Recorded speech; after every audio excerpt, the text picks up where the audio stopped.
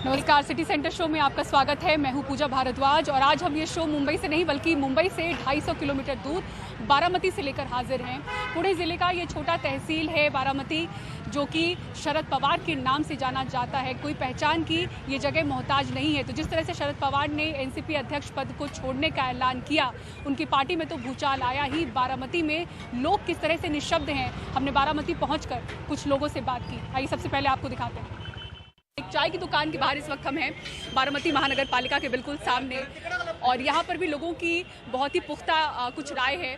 जिस तरह से ऐलान हुआ शरद पवार जी की तरफ से एनसीपी अध्यक्ष पद छोड़ने का, पहली प्रतिक्रिया आपकी क्या रही उस पर? मैम, तो क्वेश्चन मार्क ही मिल गया हमको। ऐसा कैसा हो सकता है, क्योंकि इलेक्शन अब नज़दीक आ रहे हैं और पवार साहब ने ऐसा डिसीजन कैसे लिया। मगर जब बाद में न्यूज़ आई, जब अजीत दादा बोले कि चेंजेस करना चाहिए, अगर पार्टी में इतना बड़ा डिसीजन लिया है तो वो सही लिया होगा। मैम, तो आपकी पहली पसंद क्या होगी, सुप्रिया सुले या अजीत पवार? अजीत दादा, उनके एक्सपीरियंस को देखते हैं। एक्सपीरियंस को देखते हैं। ठीक है, आप लोगों की क्या राय है? अगर अध्यक्ष पद पे शरद पवार नहीं रहते हैं तो क्या नुकसान आपको लग रहा है कि होगा पार्टी को बारामती में? नहीं, नुकसान तो कुछ नहीं होगा। जो देखो, अभी शरद पवार साहब जो है वो ये बारामती और ये पूरा जो पूना डिस्ट्रिक्ट है उसके ऊपर उनका वर्चस्व है और पूरे महाराष्ट्र पे है। तो अजीत दादा तो यहाँ देखेंगे ही, लेकिन जो जयंत पाटिल साहब है उनका भी एक नेतृत्व अच्छा है। पवार साहब जो करेंगे, हम तो उनके बड़े भाई भी कहते थे और हम भी उनके साथ थे। पवार साहब का जो डिसीजन होगा वो हमारा डिसीजन होगा। अगर वो बीजेपी में चले जाए, वो साथ चले गए, पर आप लोगों का समर्थन तो होगा अगर बीजेपी के साथ जाना भी होगा? नहीं, हमारा समर्थन का कोई सवाल नहीं। पवार साहब का निर्णय, पवार साहब का डिसीजन हमारा डिसीजन। हम आँख बंद करके उनके साथ रहेंगे। मैडम, साहब ही वो रहना चाहिए, साहब ही रहना चाहिए। पूरे देश के लिए साहब चाहिए। इतना बुजुर्ग 55 वर्ष उसने राजकारण में काम किया है। इतना बड़ा आदमी कोई नहीं है देश में, सब जानते हैं। महाराष्ट्र छोड़ दो, पूरे हिंदुस्तान में पवार साहब चाहिए हमको। इतना माहौल अच्छा होते हुए साहब ने ज़रा 24 साल तक करना चाहिए। उम्र उनकी हो गई है, उम्र के हिसाब से वो खुद चाहते हैं कि मैं जब तक वो तब दूसरा कोई अध्यक्ष अपन अच्छा बनाएगा और उनका मार्गदर्शन रहेगा, उसमें वो तैयार करने का उनका सोच अच्छा है।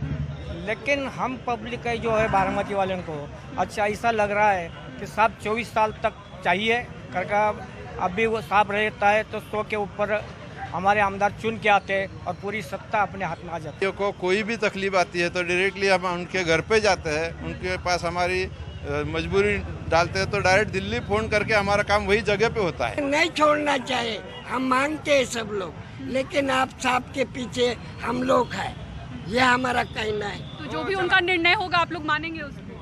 हाँ, जो भी उनका निर्णय होगा मानना पड़ेगा ना। वो हमारे बड़े सरदार है।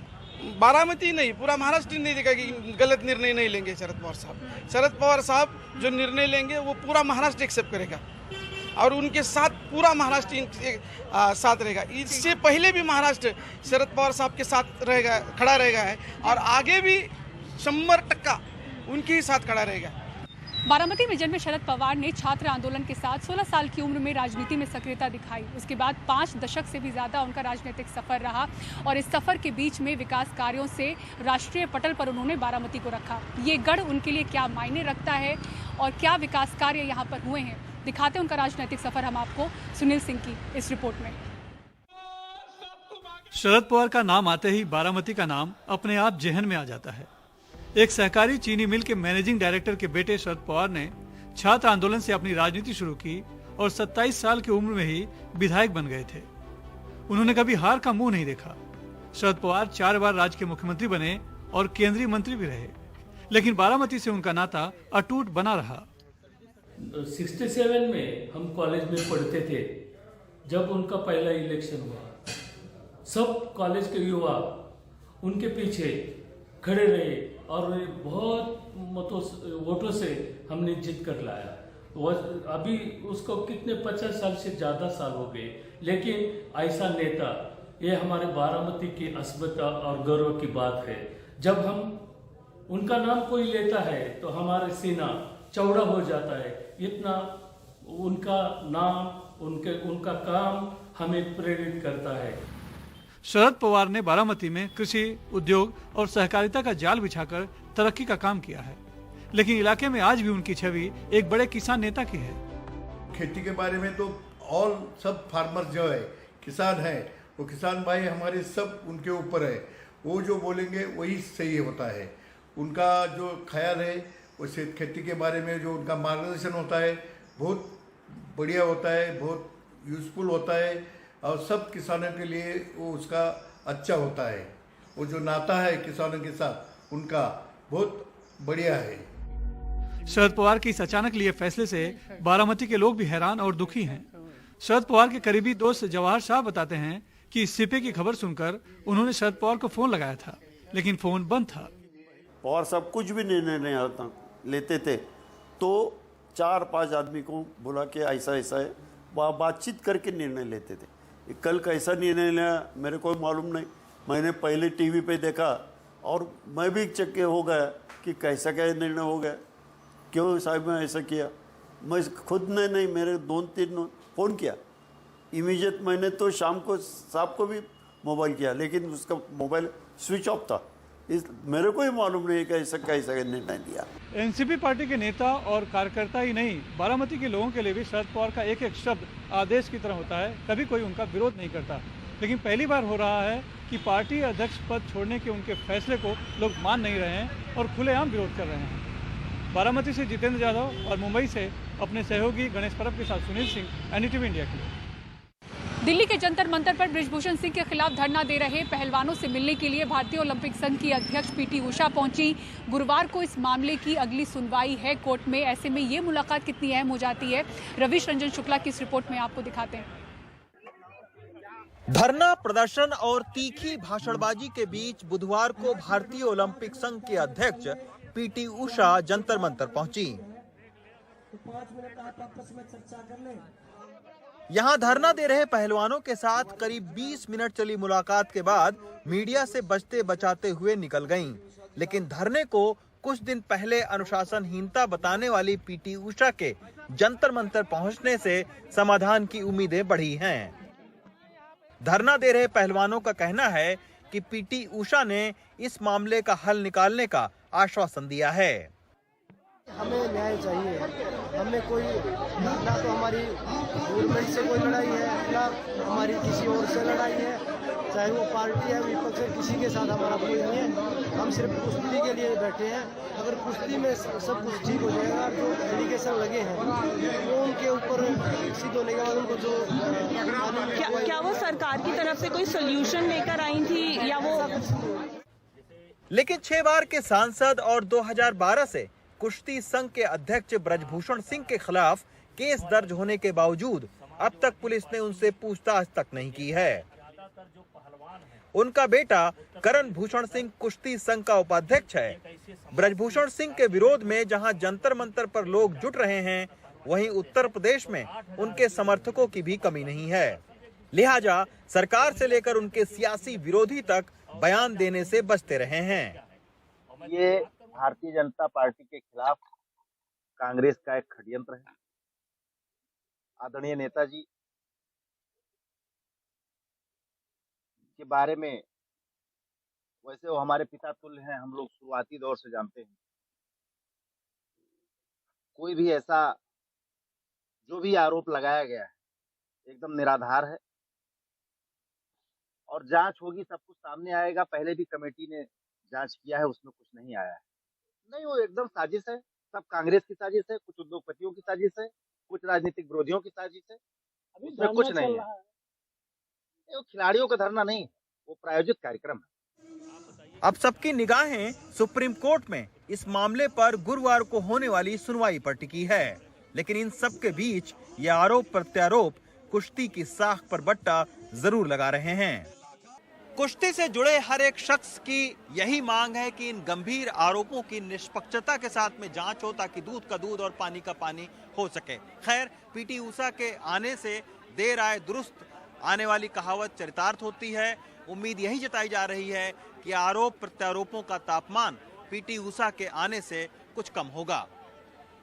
दिल्ली से विमल मोहन और सुधीश कुमार राम के साथ रविश रंजन शुक्ला, एनडीटीवी इंडिया। और दिल्ली में एक बार फिर कंझावाला जैसा कांड हुआ है। बाइक सवार दो भाइयों को एक कार ने जोरदार टक्कर मारी। एक शख्स कई फुट उछलकर नीचे गिरा तो दूसरा शख्स जो है वो कार की छत पर जा गिरा, जिससे 3 किलोमीटर तक आगे कार ले गई। उसके बाद उसे नीचे फेंक दिया, जिसमें उसकी मौत हो गई। ऐसे में दिल्ली पुलिस ने कंझावाला मामले की तरह हत्या का केस दर्ज कर आरोपी को गिरफ्तार किया है। देखिए रिपोर्ट। दिल्ली की ये तस्वीरें डरावनी हैं। एक एसयूवी कार की छत पर एक लड़का लटका हुआ है। कार भाग रही है और कार के पीछे एक स्कूटी सवार लड़का उसे रोकने की कोशिश कर रहा है, लेकिन कार की स्पीड और बढ़ जाती है। करीब 3 किलोमीटर तक चलने के बाद कार सवार छत पर लटके लड़के को फेंककर भाग जाता है।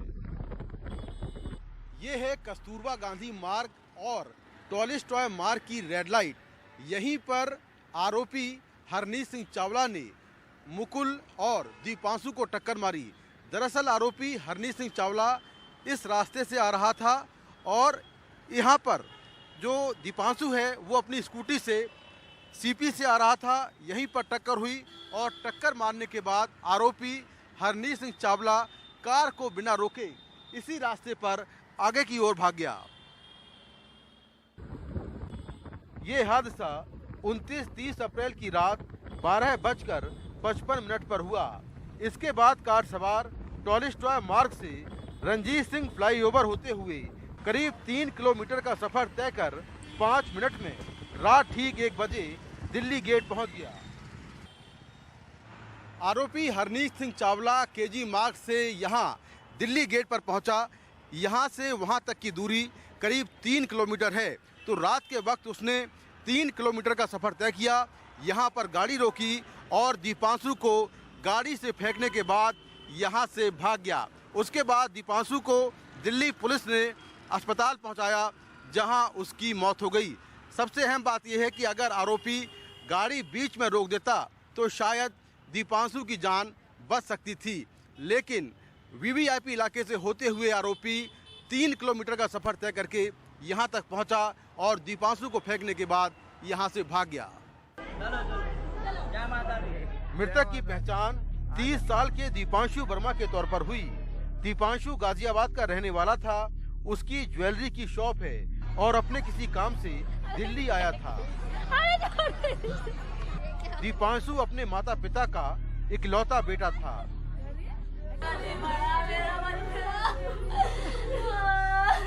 अब पूरे परिवार का रो रो कर बुरा हाल है। उसके ये वीडियो और तस्वीरें हर किसी को उसकी याद दिला रही हैं। दीपांशु की बहन के मुताबिक कार सवार को सब पता था। अगर वो गाड़ी रोक देता तो उसके भाई की जान बच जाती। जब वो 2 लड़के जो उन्हें रास्ते में उस गाड़ी वालों को फॉलो कर रहे थे, जब वो उसके पीछे गए, उन्होंने आवाज लगाई, रोका, तो उस गाड़ी वाले ने स्पीड और ज्यादा ओवर कर दी और वो कंटिन्यू जानबूझ के उसको लेके गया। जब वो गाड़ी की छत पे गिरा तो वो ठीक था, ऐसा नहीं है कि वो उसकी सांसें चल रही थी, लेकिन जब उसने उसे 4 किलोमीटर बाद गिराया, नीचे फेंका, तब उसके सर पे चोट लगी और तब उसकी डेथ हुई है। तो ये जाना माना ही है, सब कुछ जानबूझ के ही किया गया है। और वो जो लड़का गाड़ी चला रहा था उसे सब पता था, वो साइड मिरर से सब देख रहा था। जो लड़के उसको फॉलो कर रहे थे उन्होंने स्कूटी की हॉर्न बजाए, आवाज लगाई, पब्लिक ने वीडियो बनाई, बहुत रोका, लेकिन वो लड़का बिल्कुल भी नहीं रुका। दीपांशु की बुआ का लड़का 20 साल का मुकुल, जो घटना के वक्त उसके साथ था, वो गंभीर तौर पर घायल है और उसका आरएमएल अस्पताल में इलाज चल रहा है। परिवार अब इंसाफ की मांग कर रहा है।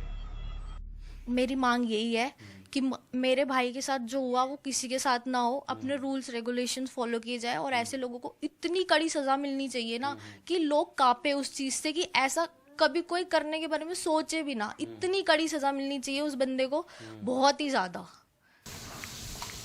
पुलिस ने इस मामले में हत्या का केस दर्ज कर आरोपी पेशे से प्रॉपर्टी डीलर हरमीत सिंह को गिरफ्तार कर लिया है। वारदात के समय उसकी कार में 2 लोग और थे। आरोपी की एसयूवी कार को भी जब्त कर लिया गया है। नई दिल्ली से कैमरामैन मोहम्मद मुरसलीन के साथ मैं मुकेश सिंह सेंगर, एनडीटीवी इंडिया।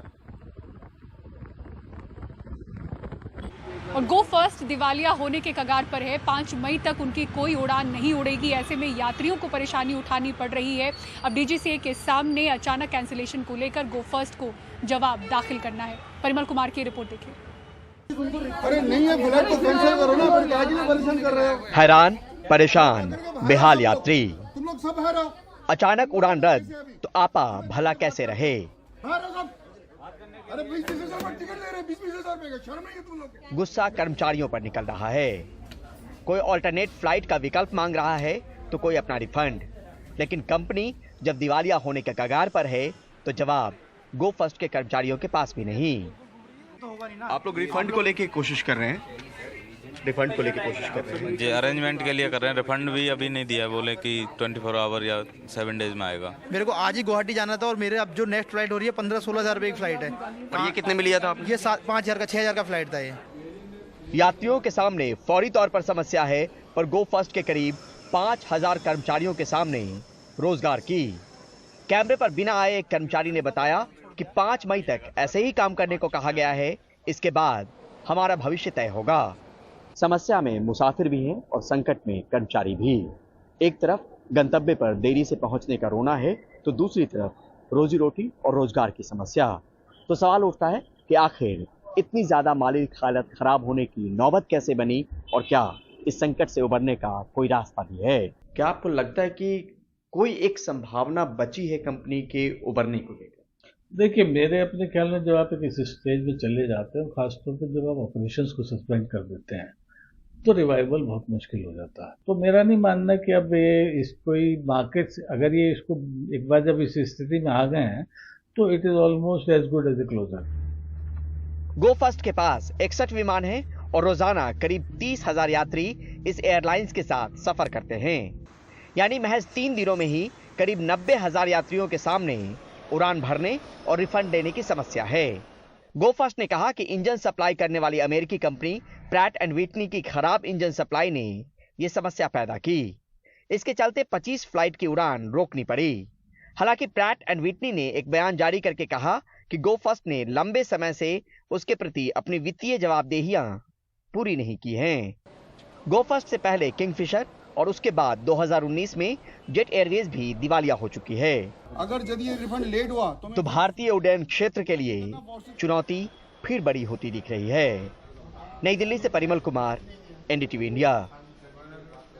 और मौसम ने किस तरह से ली है करवट, ये तस्वीरें दिखाएंगे आपको एक ब्रेक के बाद। देखते रहिए सिटी सेंटर शो।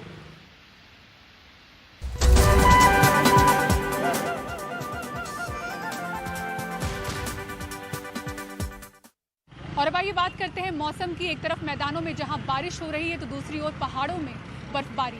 ये दिल्ली की तस्वीरें हैं। कल से दिल्ली में रुक रुक कर बारिश हो रही है, इससे तापमान में गिरावट आई है। इसके अलावा गोरखपुर से भी बारिश की तस्वीरें सामने आई हैं। उत्तर भारत के कई इलाकों में मौसम ने करवट ली है। और अगर पहाड़ों की बात करें तो बद्रीनाथ धाम की ये तस्वीरें हैं जहाँ कल से भारी बर्फबारी हो रही है। वहीं कुल्लू में भी अटल टनल के पास बर्फ की चादर बिछ गई है।